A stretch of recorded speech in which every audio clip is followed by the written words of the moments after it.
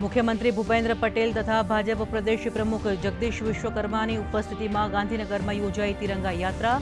CM Bhupendra પટેલે હર ઘર તિરંગાથી હર દિલ તિરંગાની ભાવના ફેલાવવા ઉપર મૂક્યો ભાર। પોલીસ વિભાગે શૌર્ય સાથે રજૂ કર્યો ડેર ડેવિલ્સ શો।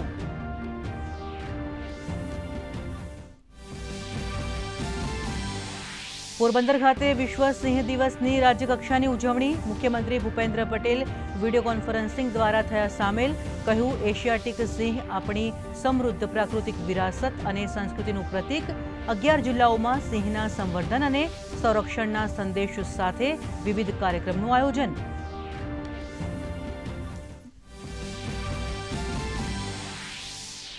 આજથી સંસદનું ચોથું અને અંતિમ સપ્તાહ।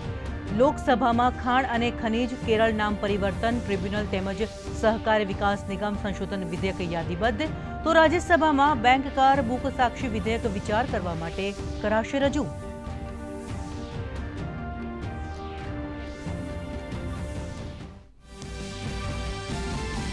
પ્રધાનમંત્રી નરેન્દ્ર મોદીએ કોમનવેલ્થ ગેમ્સના વિજેતાઓ સાથે કરી મુલાકાત। ખેલાડીઓ પાસેથી સાંભળ્યા રમતોત્સવના અનુભવો।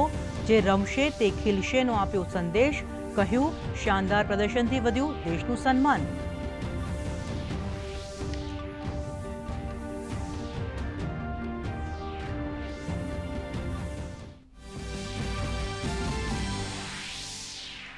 ઝારખંડમાં વિદ્યાર્થી પ્રદર્શન બન્યું વેગીલું। આંદોલનકારી વિધાનસભાના ઘેરાવની તૈયારીમાં। સીબીઆઈ તપાસની માંગ ઉપર અડગ છે વિદ્યાર્થીઓ। રાજધાની રાંચીમાં વધારાઈ સુરક્ષા વ્યવસ્થા।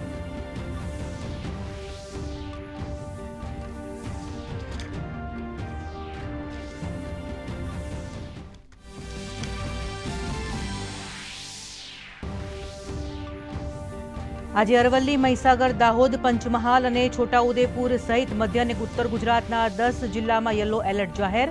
દક્ષિણ ગુજરાતમાં સિઝનનો 9% વધુ વરસાદ, તો સૌરાષ્ટ્ર કચ્છમાં વરસાદની ઘટથી ભૂગર્ભ જળને અસર।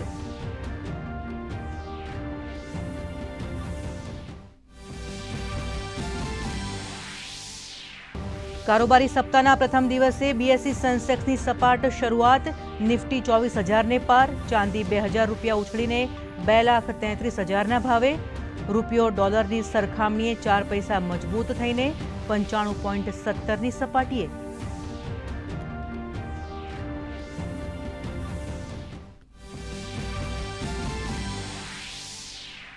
અને ઉત્તરના રાજ્યોમાં શ્રાવણ માસનો બીજો સોમવાર। દેવઘર, વારાણસી, હરિદ્વારમાં વહેલી સવારથી ભક્તજનો આસ્થા સાથે વિશેષ પૂજા અર્ચનામાં સામેલ।